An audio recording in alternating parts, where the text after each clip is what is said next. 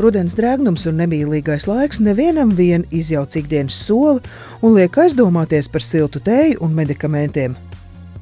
Mēs šobrīd dzīvojam 45. gada nedēļā, un no 40. nedēļas virusoloģijas laboratorijas sāk noteikt paragripas vīrusu, ir konstatēti adenovīrusi un ir arī lipīgo iesnu vīrusi un tādi salīdzinoši reti vīrusi, kas ir bīstamāk bērniem, respiratoru sincitiāli, iespējamā gripas epidēmija.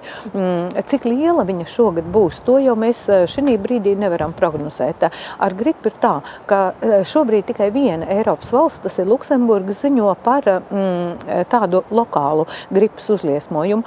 Citās ir reģistrēti atsevišķi gadījumi. Kopumā 7 valstīs. Latvijā vēl neviens gripas vīrus nav konstatēts. No konstatētajiem un virusoloģiski identificētajiem pārsvarā ir šis H3N2A apakštips. Kāpēc es to minu?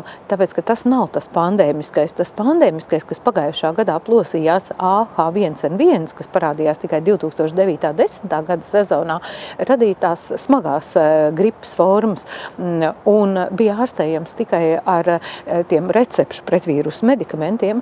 Ja patreiz tiešām tā arī būs, ka 60% gadījumu ir H3N2, tad iespējams, ka cilvēks slimos vieglāk un būs izmantojami arī amantadīna grupas preparāti, ieskaitot mūsu remantadīnu, bet to, protams, parādīs laiks. Kad mēs varam prognozēt gripas epidēmiju? Droši vien janvāra beigas, februārs, bet varbūt pat vēlāk. Lielā mērā tas atkarīgs no laika apstākļiem, bet pagaidām Eiropa vēl ir mierīga un tāpēc ir īstais laiks riska grupām vakcinēties pret gripu. Un pie riska grupām pieder cilvēkam ir citas hroniskas slimības, plaušu slimības, piemēram, bronhiālā astma, tuberkuloze, anamnēzē, hronisks plaušu karsonis, sirds slimības, piemēram, hipertoniskā sirds slimības, sirds koronārā slimība, cilvēki, kuriem ir cukurdiabēts un citas vielmaiņas slimības, kā arī cilvēki ar imūndeficīta stāvokļiem, piemēram, HIV inficēts personas, cilvēki, kas saņem ķīmijterapiju citas slimību dēļ, kā arī bērni vecumā līdz 2 gadiem un cilvēki, kas vecāki par 65 gadiem. Jāsaka, ka no cirkulējušiem vīrusiem, kas ir identificēti laboratorijā, sakrīt ar to, ko Pasaules veselības organizācija ir rekomendējusi vakcīnā, jo vakcīnā ir 3 komponenti iekļauti, un līdz ar to vakcīna var izrādīties ļoti efektīva.